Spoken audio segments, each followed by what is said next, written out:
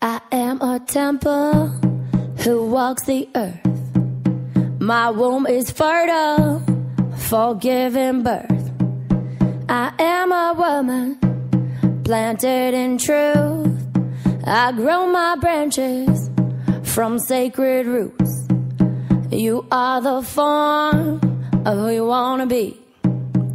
So come untethered, your soul is free. We're here to heal, we're here to thrive. We are a dream who's come alive. We light a candle, our hearts awake. Illumination for God's sake. A revelation for God's sake. An evolution for God's sake. An inspiration for God's sake. For God's sake. For God's sake. For God's sake. For God's sake. For God's sake. For God's sake.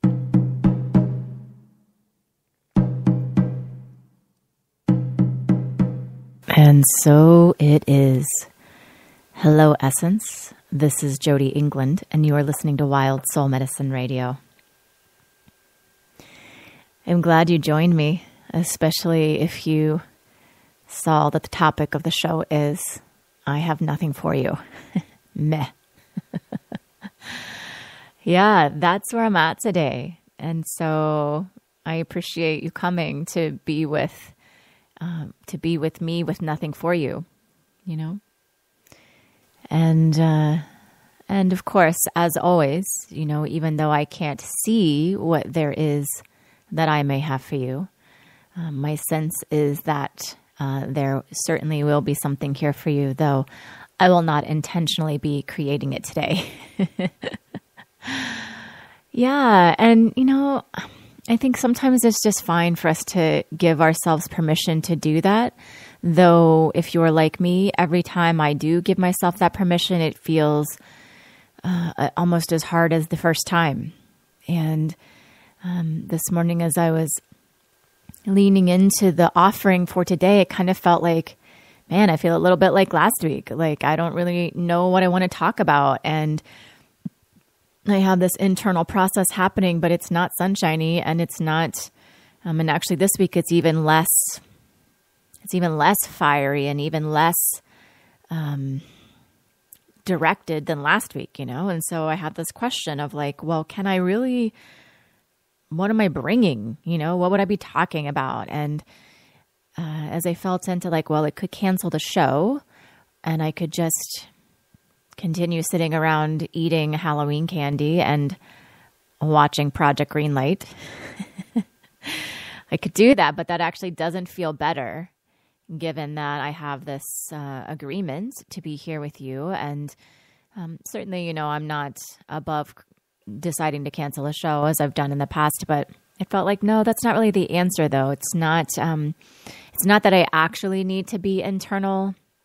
And so what I wrestled with was this truth, you know, this truth that in some ways is harder for me. It's harder for me than talking about dying. It's harder for me than healing people's souls or holding space for cosmic rebirthing, right? This space right here of I have nothing for you is probably the most uncomfortable for me because I have a lot of stuff for you and I have a lot of stuff for a lot of people. And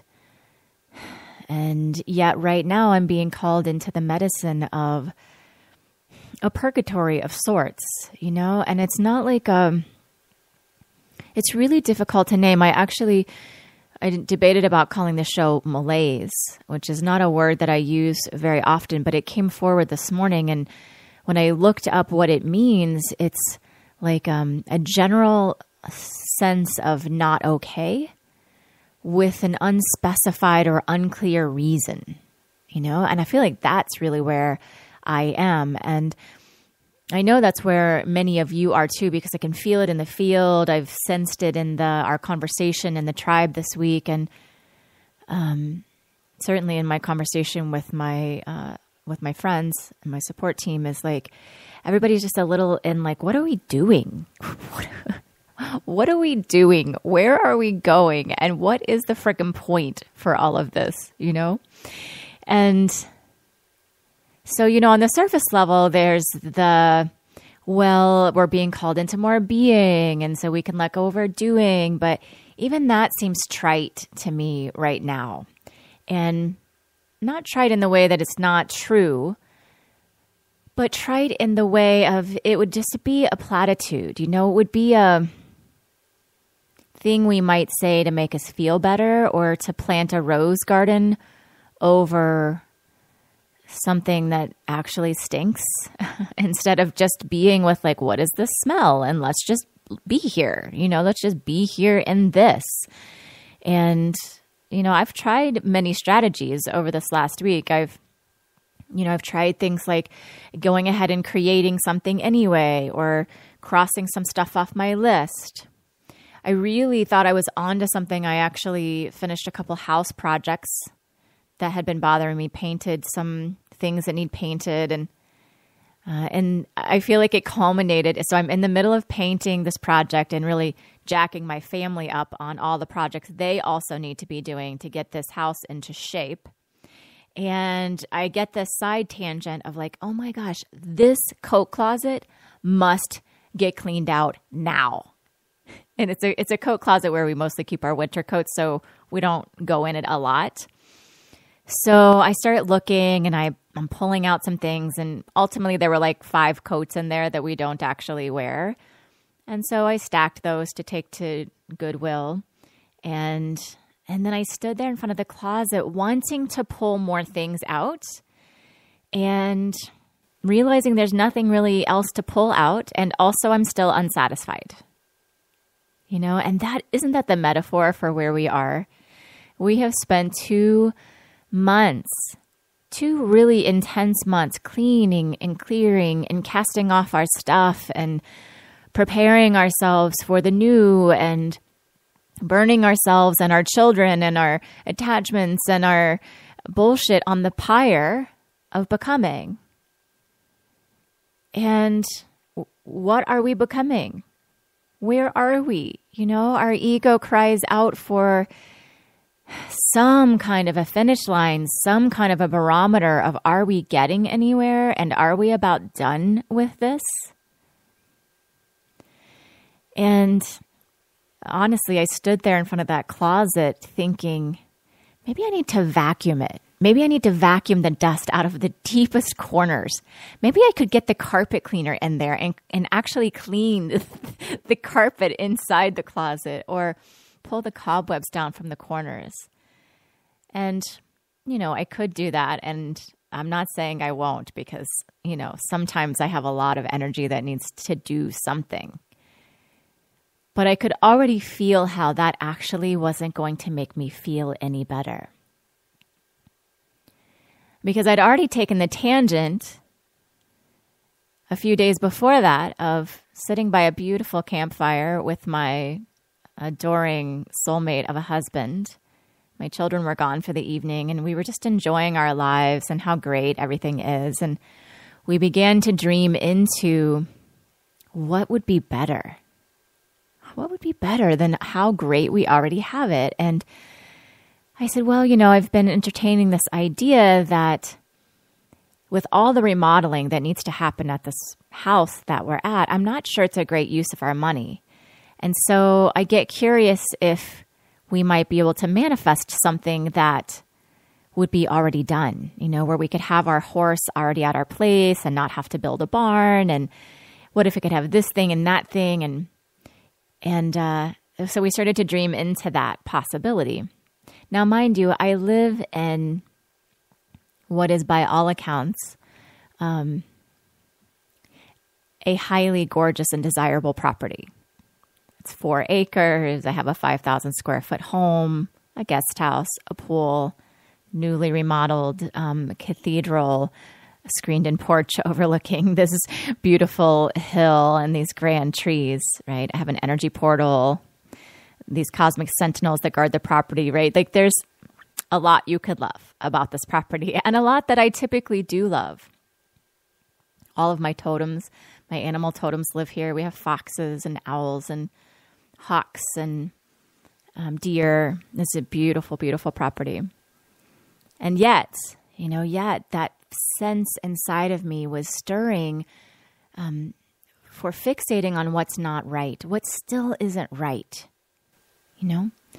And so, we started playing with, well, what would that look like and what could we create? And we had some fun with dreaming into the possibilities and just noticing the stuck places where we weren't in alignment with that. And then what I noticed is I really slipped into a facade that was hard for me to shake, a lens, a filter that was hard for me to shake around all the things that are wrong with this house, and then it slipped into not only all the things that are wrong with this house, but the fundamental way that it can never be right.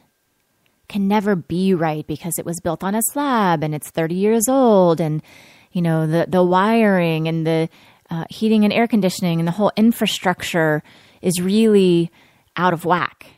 It's just really not in integrity. And so at a fundamental level, this house is actually not going to be able to be the thing we want it to be. And so because I had already been down that road, as I stood there looking at that closet, I knew that there was nothing I could actually do to bring the closet into an alignment, because it's not actually about the closet and it's not actually about the house, right?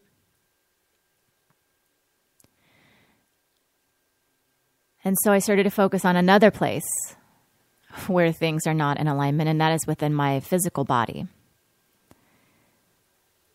And a few weeks ago, when I had that really beautiful homecoming of bringing my soul in and retrieving my starseed and seating it back in my heart space, I have this routine, recurring issue with my ribs coming out of place. And certainly that's related, right, to this whole heart chakra issue. And so I had a rib out of place prior to that homecoming. And, I made the best of it. And after the homecoming, I thought, okay, yeah, that made sense.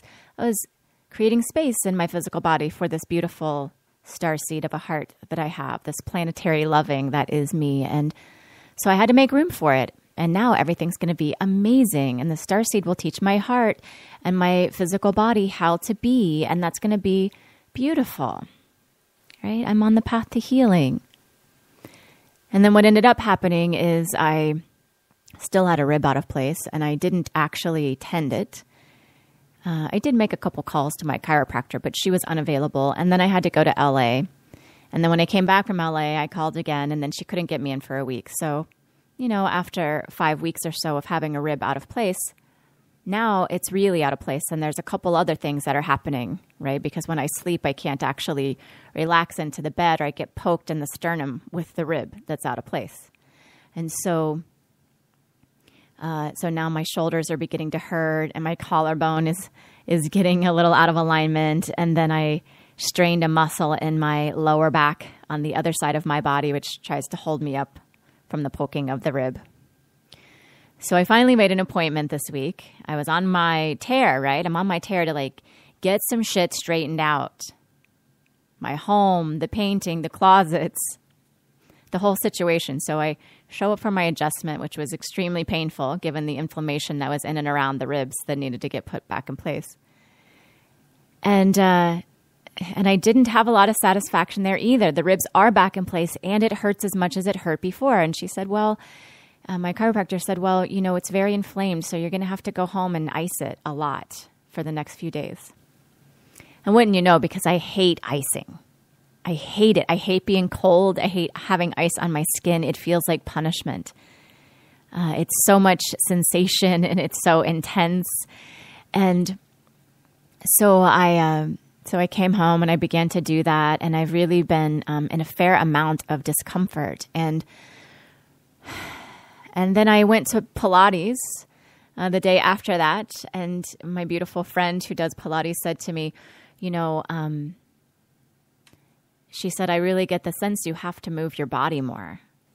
And she's been telling me this for years and years, but she said, this is what's up, right? Is you brought this big soul home and then you're trying to have a giant soul in a body that you don't move or use. And that's not actually going to work, beloved. And I said, I know. And we began to speak about the places and the things that I do, that don't support my movement and my posture and my rib cage. Which is nearly all of the ways that I sit and lay and the places that I sit and lay. So I came home after that, and I was speaking to my husband this morning about, this darn rib cage and this pain that I'm still in my chest. You might even hear it in my speaking today. It's like it's a little hard to take a deep breath in. And he was saying, well, I can't imagine it's good for you to sit in the bed the way that you do, right? Because I tend to sit in the bed and work on my laptop. So I'm like hunched and I have a really soft bed. So after I sit there a while, I'm sinking down into the bed. And then my knees are above my hips, which, just kind of torques the whole thing. Plus I'm totally hunched over my laptop. And I said, I know. And so where else could I sit, right? Because my desk chair has this problem. And the other place where we have a TV has this problem and this problem. And I proceeded to name all the ways and places that my home doesn't actually support me in the fact that I literally have nowhere to sit. I have nowhere to sit that supports me. Is that the saddest story you have ever heard from this highly resourced woman? Right? Yeah, it's sad. It is a sad story. And sometimes it really serves us to get deeply in our story and tell our story. Just because we know better doesn't mean we don't have a story still. And I get curious about your story. I wonder, what you're telling yourself. I wonder what your meta is. This is what I call going meta. So there's the details. The closet, the house, the ribs, the seating situation, the physical body. There's all of the details. And then when I get to the essence of it, what does it mean? What is if I look at what not having a place to sit really means for me, I could ask questions like, what does not having a place to sit mean to me? What's my belief about that? What's my story about why that's so? What is it I'm trying to do here by cleaning this closet out? How will I feel when I get a home that's different or better than the one I currently have? What will change? And these are questions you might begin to ask yourself as you start to root into what's the medicine here for you? And we might be all on the same journey. Perhaps this is what we're all up to. This question, right? Is I can't quite find where I belong.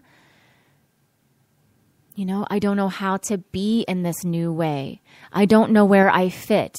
Given all this expansion, my prior homes no longer fit me or serve me. All these places where I could go to and hang out with no problems or no static before, suddenly it's like somebody changed the address and forgot to tell me. And so maybe we need a physical address change, right? Maybe we do need to offload some coats that we used to wear 20 years ago when we were in the insurance industry. And maybe we do. Maybe we are ready for an upgrade in our home. Maybe we're ready for the next level of relationship or partner or whatever you've been questioning in your life.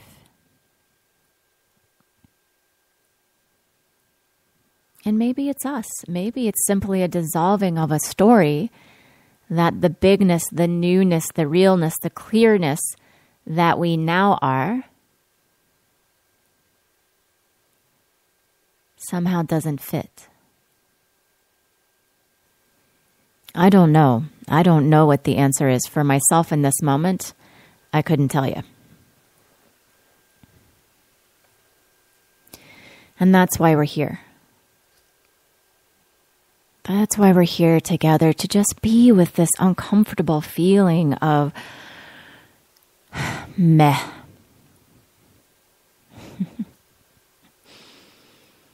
Yep. Sometimes that's all there is to do.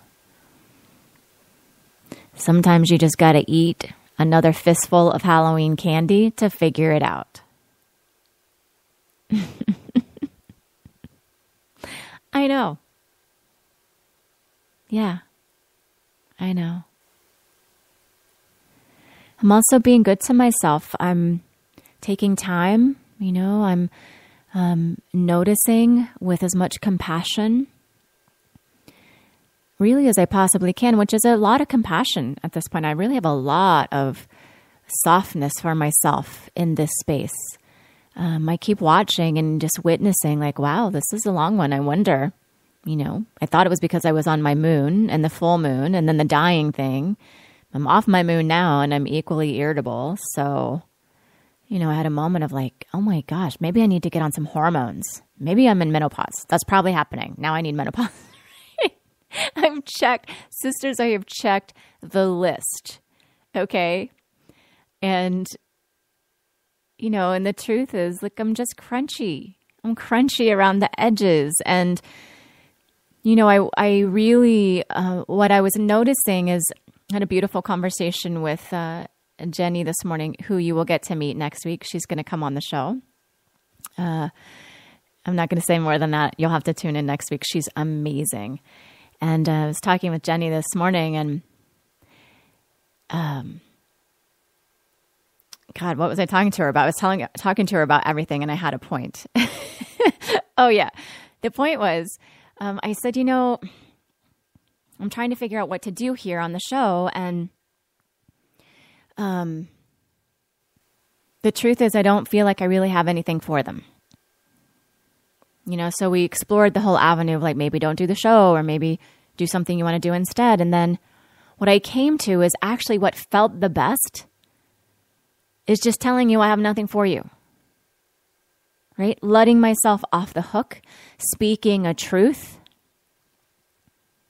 That felt so good. Then I actually wanted to come because I want to be with you. Because I want to be here in sisterhood. I want to be, it's like I don't even need to be held. I don't need anything from you either.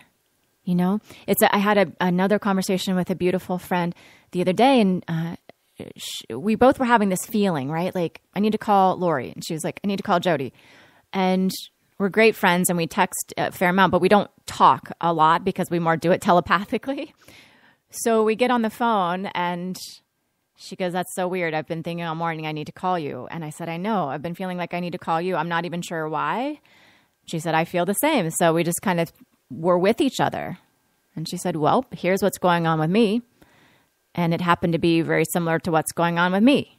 And so I shared, and she said, what do you make of all of it? And I said, I don't know. I got nothing for you. It's like every woman for herself at this point. And we laughed, we laughed and laughed. And she said, I feel exactly the same. Like, I got nothing for you either. And also, I'm both good and really uncomfortable, And we probably were on the phone for 45 minutes and not really solving a darn thing, and not even exactly commiserating, because it wasn't about, this is so awful, I want you to agree with me. It was kind of like, here's my story and it feels really real, and oh, here's another thing that's happening, which is, really shitty or whatever. And it just felt good to be in sisterhood, to know that I'm not alone, to know that I'm not crazy, to know that sometimes we don't have to fix it. And it's like, this isn't even one of those super shamany things where we try not to fix it and then the not fixing it actually fixes it. I keep wanting to think that, and I'm just going to name that because I am slippery in that way. And so I may want to try to pivot or transmute it in some way. And also, I got nothing. I literally got nothing for you. I don't. And maybe that is the medicine. Maybe that's the medicine, to just say, I really have just enough for myself right now. And in a way, I can feel how I have plenty. I have plenty for myself and none to spare. None to spare. Yeah, and I think that can be okay. And I'm not attached to not having anything to spare because, there are moments where it just arises from me. This morning, I'm going to share this too. So in Ohio yesterday, where I live, we had the legalization of marijuana on the ballot. And my husband and I are interested in that as a cause. And also the way they did it was really crappy and shadowy. And so it was going to get on, but as a monopoly with these 10 investors owning the whole deal. And it was, really convoluted, but in a way it was oh my gosh, maybe, we'll do something forward thinking here in this very backward state. And of course it got voted down. And so my husband was in some malaise this morning around that. And, we were commiserating, and it's very unlike him to be in malaise because he's very steadfast and so committed to supporting and loving me. And it was beautiful to watch him get fired up about something. And so he's been fired up leading up to, and actually trying to convince me how I should vote. Cause they had this crazy way it was on the ballot where you could vote, I want marijuana legalized no matter what. And then you could vote, I'm a yes for monopolies or I'm a no for monopolies. And then the way it was worded would make, it would have to then go to the Supreme Court. And it was so screwed up. It was shadowy politics at its finest, So, so all of that to say, he tends to be a little more in malaise, or in, he's usually not in malaise. He's more in ok-ness, right? So he doesn't get fired up, but he was really fired up. And then this morning was a big letdown for him as the election results came in. And so I'm in my malaise and he shows up in his malaise. And in this place where I had just decided that I was going to come to you with this transparent truth of I have nothing for you, there was a way that I was really able to be with him, because neither of us were trying to shift the other. And so I, my truth didn't need to trump his, and I didn't need to convince him or coach him or anything. I just was with him. And then somewhere in the middle of all of that, I just felt this wave of love for him, this love of meeting him in his genuine disappointment about not getting something he cared about, And it was beautiful. It was a beautiful, intimate moment of meeting in malaise. Didn't know that was a thing, but I discovered that this morning. And so, I wasn't committed to not being there for him. And then I was there for him, and it was perfect and beautiful. And then he went off to golf, which is also a caretaking. It's a caretaking way for him. And so I feel like there's a way that we can just continue being gentle with ourselves and letting ourselves off the hook wherever we are snagging ourselves, wherever we're believing that we have to keep pushing or trying or doing or searching for what else needs to get on the pyre so we can be free. And I had a beautiful conversation with Jane over in the tribe. If you're not in the tribe, we have some deep-ass conversations over there, and I invite you to join us. It's free. It's wildsoultribe.com, wildsoultribe.com. And, we're doing real work over there. This is not a come be a fan of me and watch me sell you my stuff. This is for real. We are doing some work there. And I was having a beautiful conversation with Jane, who was transparently, she's primary heroine. So she was all about like, yeah, let's burn some stuff on the fire because I want to, I want to be free. And I'm having this like malaise feeling. This was last week. And so I could feel this like disconnect underneath with, that for her, the desire to burn something on the pyre of dying was really solidifying an attachment to wanting to be good. Like if I burn enough stuff on the pyre, I'm going to be okay. It's like me standing at the closet. If I get rid of enough of these coats, right, there's going to be enough room for me in this home. It's going to come into alignment with who I really am.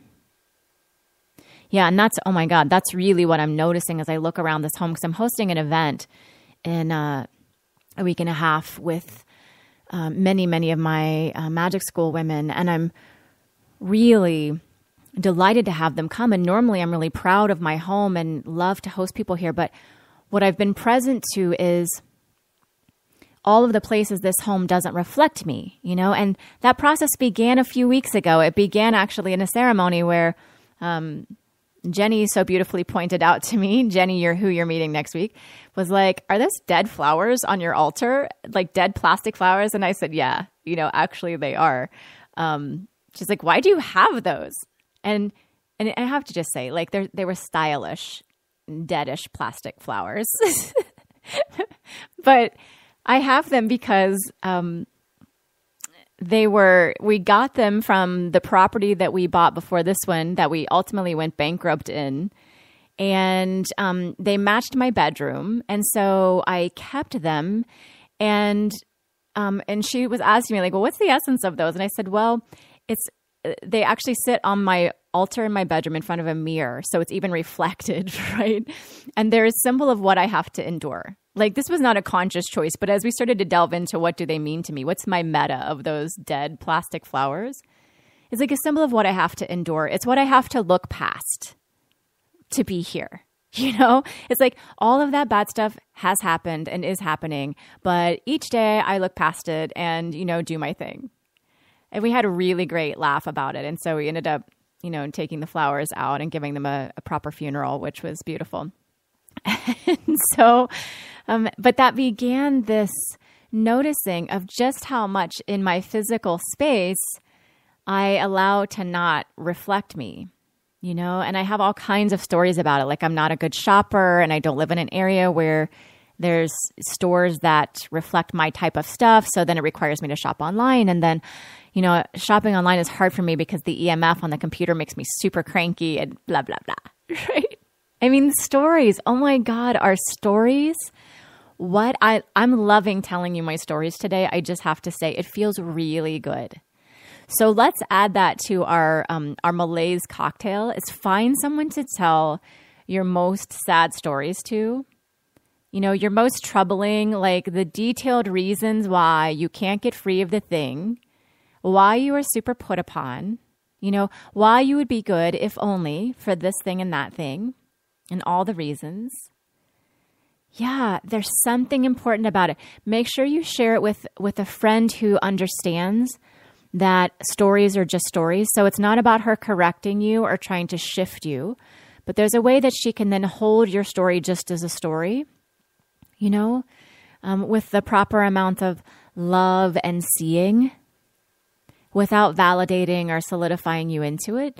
But it for me, as I'm sharing these stories with you, it's sort of just allowing them to turn into sand where they're ready and giving me a little humor about it. So they're not just me and my monkey mind running around with the story, because when it's me and the mind makes them a lot more venomous and vindictive and like victim-y, it's all the V's, I guess, makes it feel a lot less able to shift than when I'm just sharing it in transparency with no attachment. But this is, these are the things, right?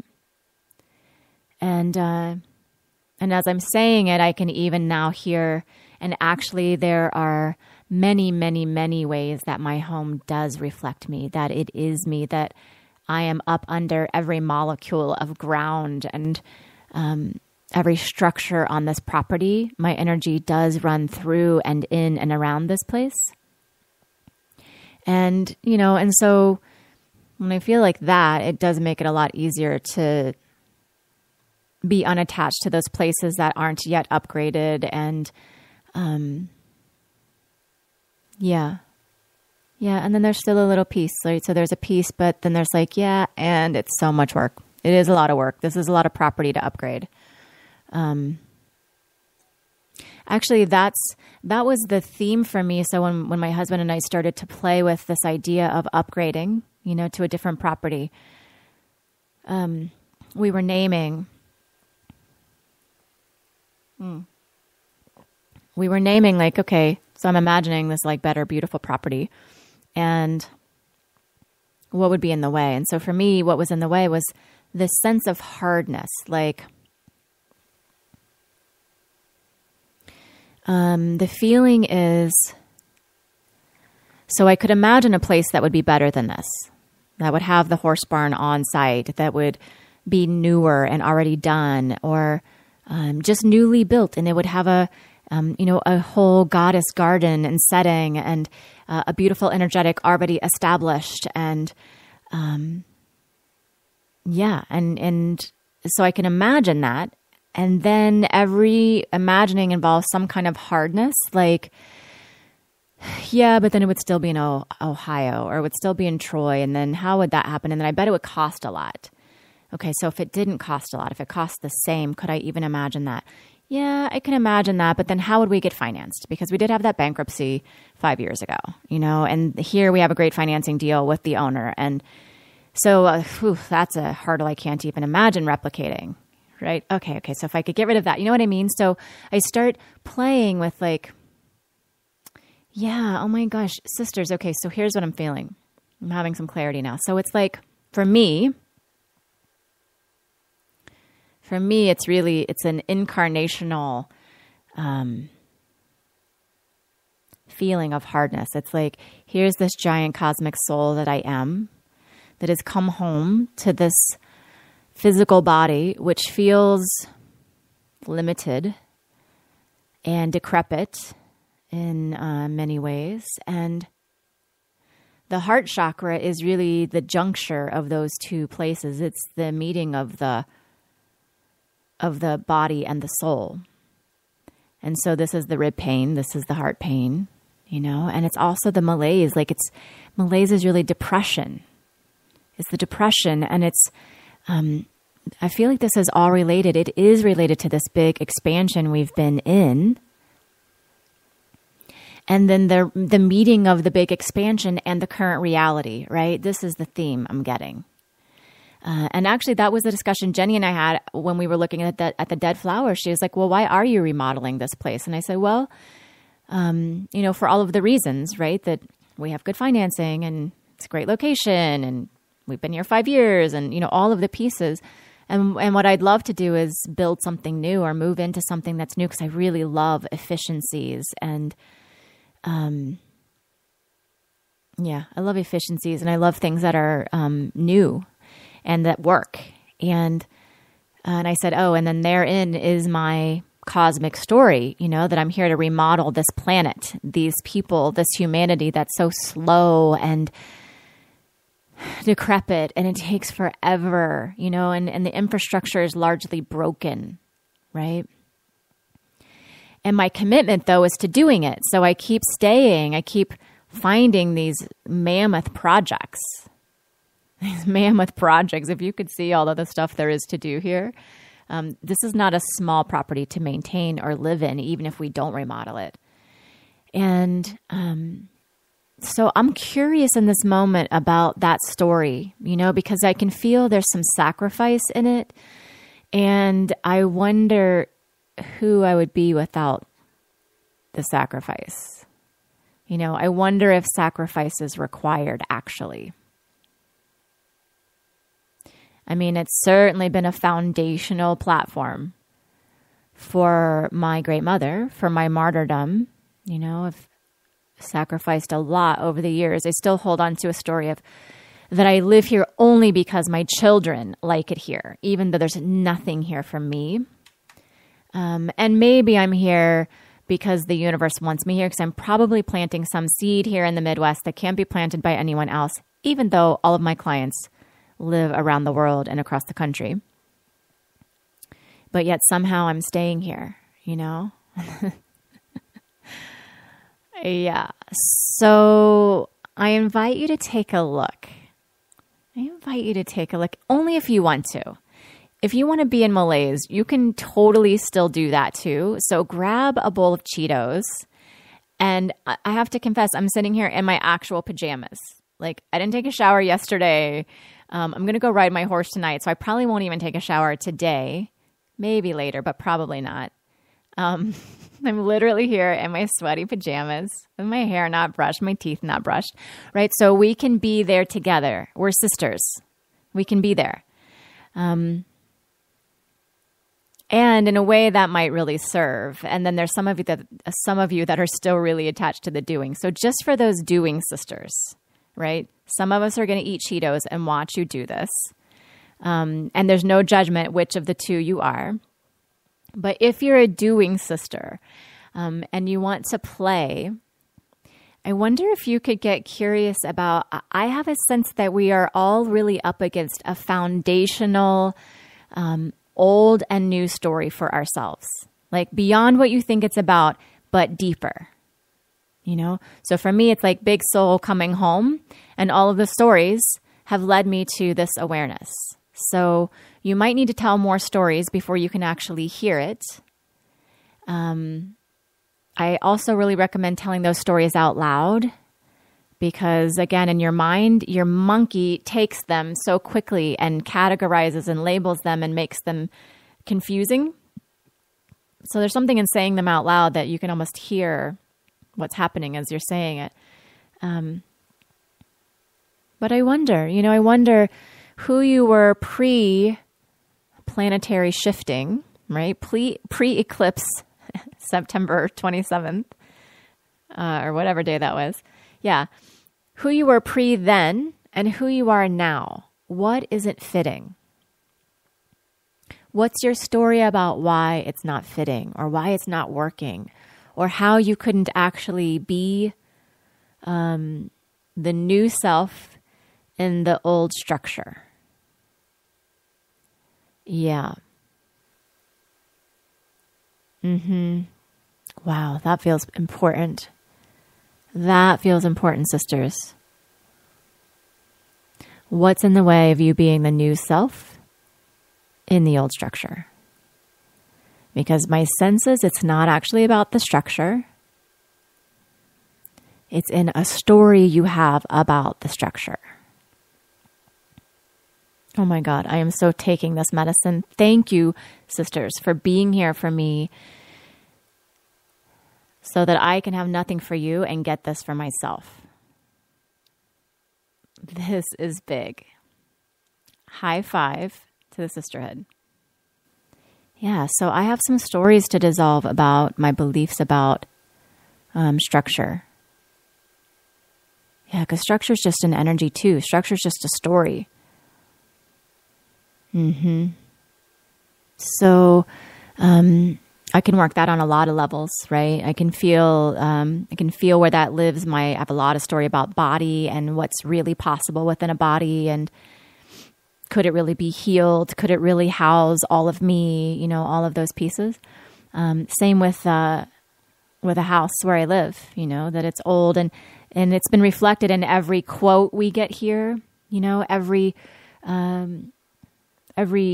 service that we need performed. Like right now, we have 2 furnaces because it's a sprawling long house. So it has to take 2 furnaces. One of the furnaces has been out for a month. So we're getting a new one tomorrow. And, you know, just the expense of that. And when they come look at it, they're like, well, actually your duct work is wrong. And then the wiring doesn't work. And so, you know, it ends up being like a $25,000 expense for everything. So, you know, I get curious, like, again, there might be a couple ways I work that. One might be I lose my belief that because it's an older home or because we've had people tell us certain things about it, that I can't manifest something different.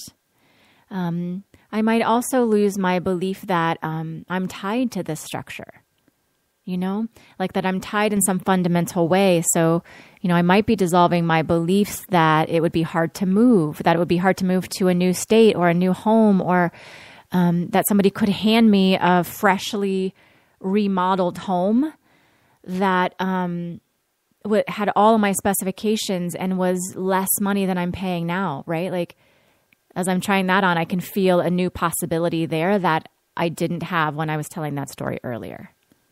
Like I'm just opening up my energy to be a yes to that. Right? There's a new sheriff in town. We aren't the people we were before. So the things we created in the past, the structures we placed ourselves in before, we did so as a completely different being. So they need revisited. They do need revisited. We might need to stand at the door of the closet again and say, I'm going to just be here with my malaise about this closet.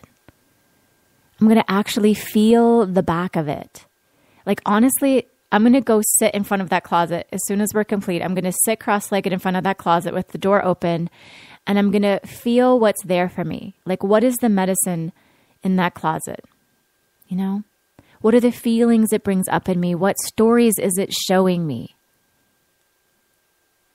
Like I can feel there's one belief that'll come forward around, if I make it just so, if I organize it just so, it'll feel good when I open it, I was going to say, actually, there's not a light in there, but there is a light in there. I just never turn the light on. So that's interesting.